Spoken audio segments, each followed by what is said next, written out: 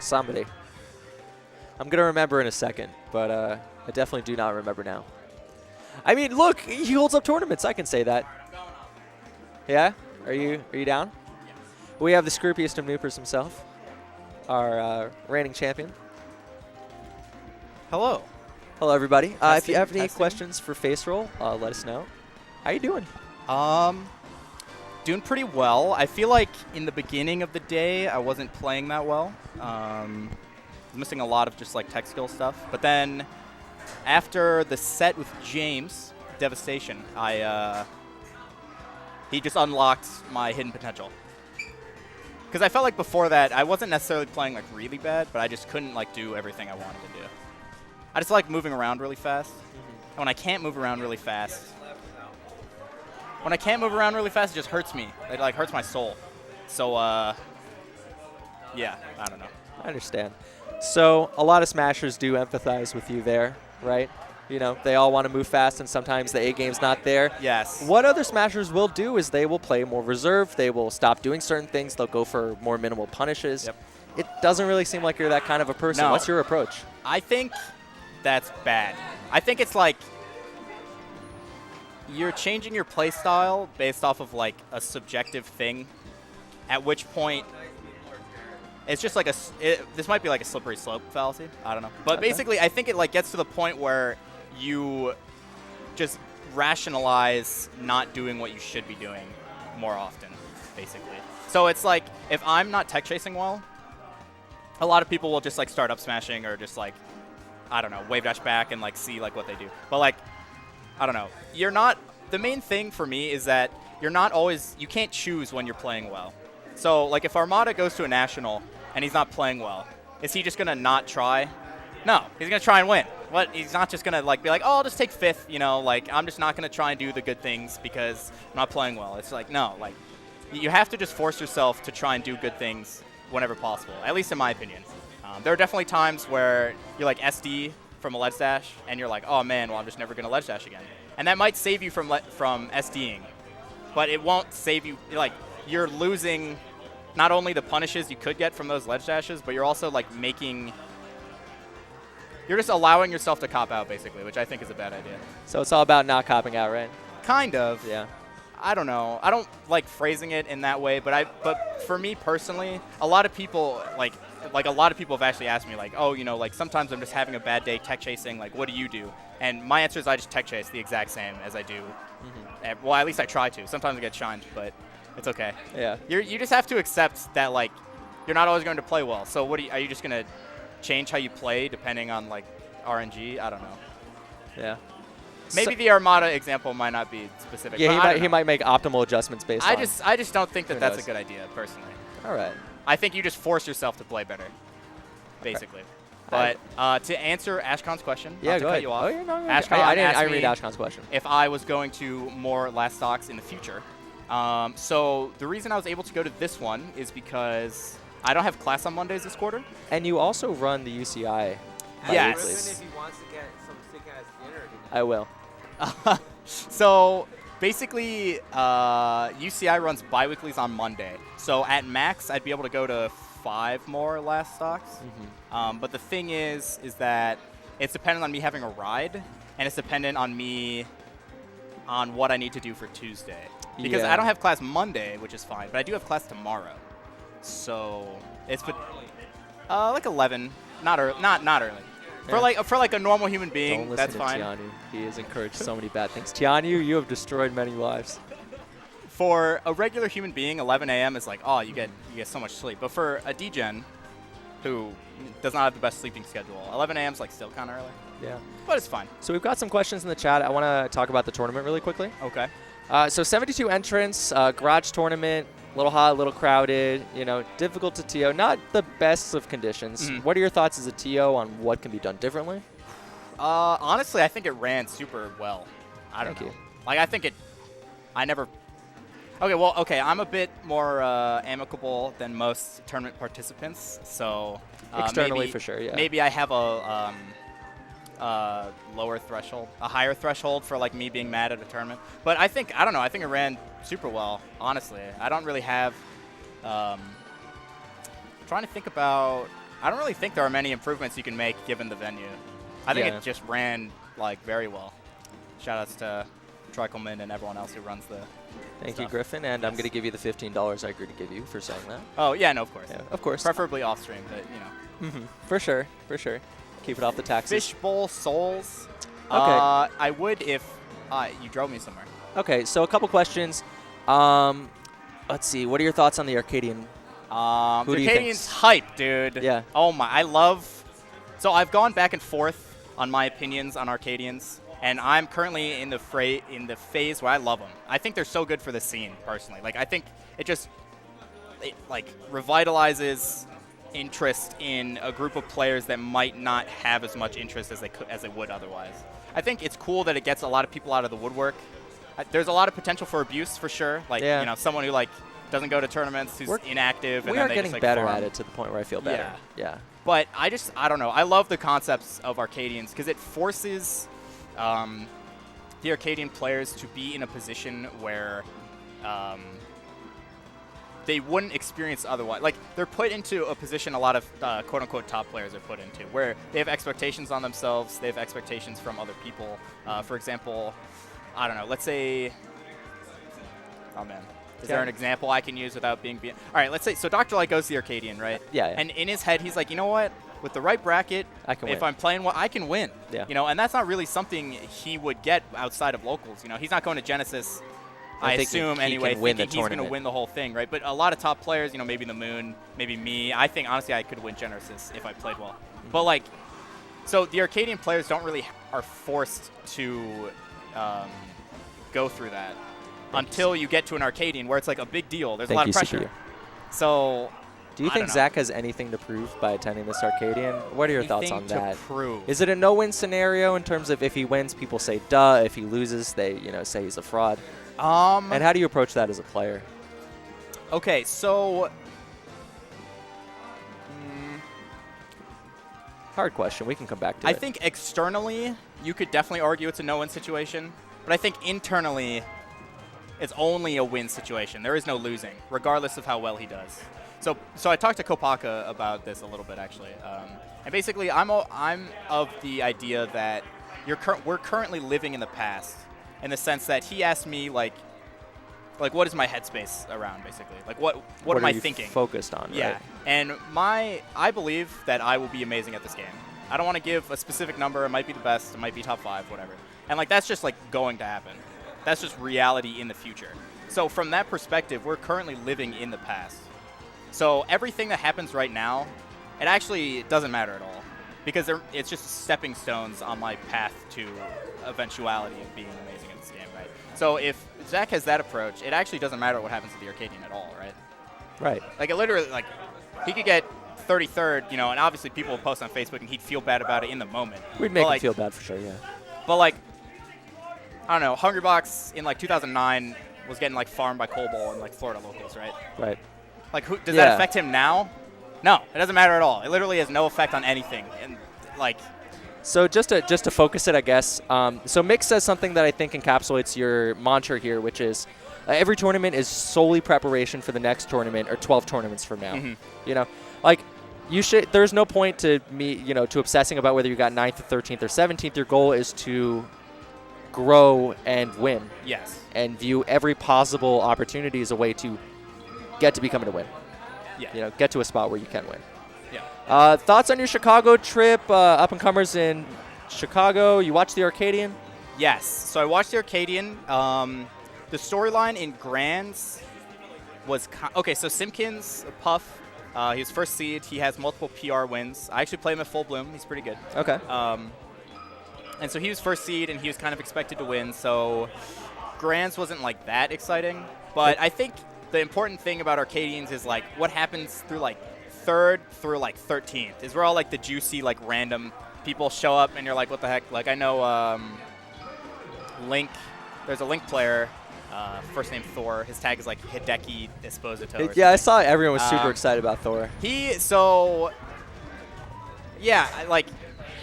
And Rawson did well. And, you know. Yeah, so Chicago Arcadian was cool. I didn't get to see all of it, but I looked at the bracket and glanced and stuff. Me too, yeah. I saw Nox do well. Yeah, Nox. I think he got second actually. Nox did get second. Yeah, I definitely don't think he was seeded second, so that's good. I'm not 100% sure on the Arcadian Chicago scene, to be honest. I'm aware of like the lower level ranked players, but not really the Arcadian. There's a lot of up-and-comers who are in like the 7 through 15 range. So, okay, the thing with Chicago is that the top 3 has been relatively cemented for like the past like 5 years. Kells so, really, bro. Yeah, Kells has been the best as far as, I don't know, history has existed. And then as far as I've been in the scene, Vro and O'Reilly were always 2 and 3. Mostly Vro, I think, being above him, but they might have interchanged. And that literally just hasn't changed. But for like the besides me getting number 2, whatever. But Chicago, I think right now is at a point where there's a lot of players who I would not be surprised if they eventually upset like the 3rd barrier that we've sort of had. So Michael is an example. He's 4th on the PR now. That guy's crazy. I think last PR he was honorable mention or something. So he's a net play guy? Yeah, he plays, his net play name is Michael 41000. Yeah. He is, I have so much respect for him, dude. Like, he actually grinds probably harder than like most people I know. Just given the fact that he has like hundreds and hundreds of net play sets. And like it's not like he like only plays against people like super low ranked, because you're not even able to do that. Like the way he farms everybody. Yeah, he doesn't even. I respect it a lot because he doesn't even beat everyone too. Like a lot of people will like make fun of him. They'll be like, oh, he's lost like random like platinum foxes. Yeah, okay. But he like still plays. Like that's gonna happen. Yeah, like it's I just respect it a lot, and he does a lot of things. Like he plays Puff in sort of how I envision myself playing it, where there's a lot of like punish stuff that no one else does. Like I'll down smash him and he'll actually just ASDI down and rest it. Like it's really sounds like super simple, but like every Puff in the world I've played against besides him, including like Prince Abu and stuff. Even the Robin Hood of Chicago, Prince Abu. Yes. Like I haven't played Abu a ton in tournament, but I actually have played him a decent amount of friendlies. He said he trained you. He yes. said he rebuilt you. He made me a lot better at the Puff matchup. But Michael just like does like stuff. That's okay. That's actually the main example I'm thinking of, where he just like rests down smash. But it like forces me to just grow as a player, because Sheik, a lot of characters, but especially Sheik at a low/mid level, gets away with just like so much stuff that she has like no right getting away with. She'll like low level Sheiks like spam like F tilt and down smash and like spot dodge, and like they're really really hard to punish moves. So even at a high level, people mess up punishing it. So they just get rewarded for being like noobs. Like there's a lot of I think of a specific example of me versus Zach actually, where point blank I hit Zach with a full charge of needles, and then I just mashed F tilt because I knew he would just like try and punish it and then just like run into it. Okay. Basically. So good players are really good at like whiff punishing that stuff, but because it's so hard, sometimes they mess up, and the risk reward is just so insane. And so Sheik gets away with a lot of stuff in a ton of matchups, but Michael, especially, or at least in the Puff matchup, forces me to like respect the game as like, I can't just do this newbie stuff all the time, even though I want to. I want to be a noob, dude, but if I am, I just die. So like, I either lose or I get better at the game, basically. I've heard people talk about Soft this way too, where he'll rest, he won't be the best at some things, but he'll hurt you for newbie things that you're doing. And yeah, I haven't played Soft a ton. I've never played him in tournament. I played him in friendlies a little bit, but okay. Yeah. So Chicago, always interesting. Do you want to talk about? Okay, so I have 2 related questions. Okay. Did you prepare for Dr. Light at all before coming here, and what did you learn from your sets with Quinn and Fluid, 2 Chicago ICs that have been nicking you here and there? I'll be honest, I didn't really I didn't really specifically prepare for anyone at this tournament. I sort of assumed I'd be playing Zach and some combination of like either a Mix or a Mewtwo Queen or someone else. So I didn't do any specific preparation. Last time I played Dr. Light, I did pretty well. Is at the quarterly. I don't know if he played bad. I was like kind of not close. He's not as icy mastery as I'd like him to be in the Sheik matchup yet. Yeah. Honestly, I don't think any of the icies are actually good at the Sheik matchup. I could see that. The main thing that I think is like they abuse the noob Sheiks being noobs, and then they're not forced to actually learn the matchup, because the Sheiks aren't playing the matchup. They're just playing like, oh, I hope this F tilt doesn't get me wobbled. The please don't get grabbed game. Yeah, and then So, I don't know. I didn't do that much preparation. I definitely learned a lot from playing Quinn and Fluid. Basically, I've been playing Army a lot at SSS, and I've been trying to implement what Laudanis has been doing, which is basically just platform camp a lot. But I didn't really have a purpose behind what I was doing. I was kind of running around on platforms and trying to evade icy stuff, but I had no end goal. I was just like, oh, I hope I don't get hit, but I didn't have, there's just no purpose behind my movements. But after playing a bit and like talking to Drug Fox and stuff, I learned sort of, there is a secret name to the Laudanis technique that I'm not high enough level of a ninja to let everyone know. Does it have to do with Okami? No, it has to do with okay. Naruto Irvine memery. Laudanis Forbidden Jutsu. Yeah. Platform Kampa no Jutsu. Yeah. Secret technique. So basically, I would just do stuff just to do it, but I had no purpose behind it. So the problem with camping, just like straight up camping, is you don't get anything. I'm sorry, Blur just... PPMD is incredible. Yes, that's correct. Yes. But the problem with like straight up camping like the whole time is you never actually gain anything from it.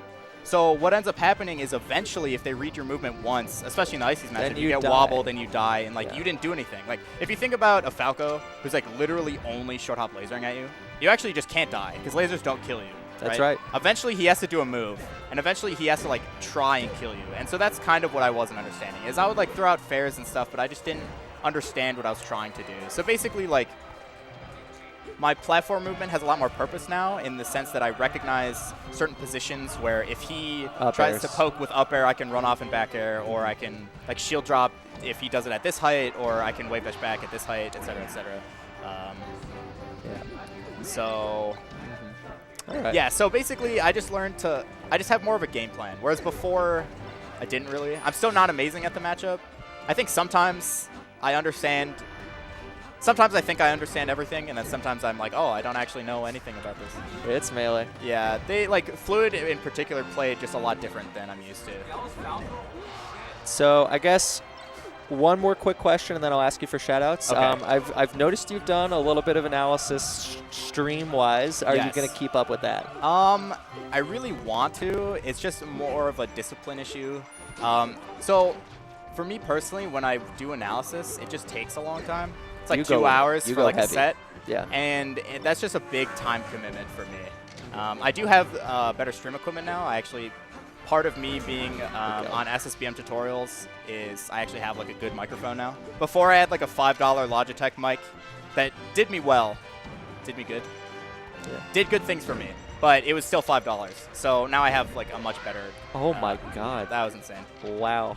I now have like a much better equipment and stuff, but it's hard to say. I most likely won't have a consistent streaming schedule, but I do want to analyze some UCI stuff for like the UCI like mid-level players to like help them. Shoutouts to all the work you did for that. Yeah. Yeah. I want to talk to you more on that off stream. Are there any shoutouts that you have? Shoutouts to Travis T for driving me. He was the only Irvine person who wanted to go. Oh, Andrew. And I'm definitely, yes, Andrew, and I'm definitely at the mercy of people driving, so I appreciate everyone who gives me a ride. Like any good melee player. Yes, and then besides that, shoutouts to Irvine, UCI people. I see a ton of people in the chat, which means they probably cheered me on, gave me energy, even if it's actually a very minor thing but that I want to bring up, but Drug Fox actually talked to me about how powerful support is from other people, even if you don't think so. So I actually really appreciate people who, even if they just like post in chat like, oh, like let's go, or message me on Facebook or whatever. Even if it seems like a small thing, it actually is very meaningful, and it's definitely good. So shout outs to UCI and Irvine people. Shout outs to the UCI esports program that we have. That's crazy. It's hype. Yeah. Thanks everybody for showing love. Yes. Thanks for watching. We'll see you later with some other grabbing stuff. This has been Last Stock number 100, our champion Captain Face Roll. Our next tournament is what, Steven? Next tournament is N-Phase this Saturday. That is now Saturdays. We had 72 entrants today. Wow. 72 people in this garage. Let's get these guys at N-Phase. Very nice. It's a little more spacious. Shout out to Blur's Falco. Woo! Hi, Blur. And thank you all for watching. Good night. Peace. Bye. We are hosting Westball. Hosting so Westball, so want to see that? Stay tuned. Do your thing. Thanks so much. Sick. For sure. Thank you. It's okay. I'm long-winded.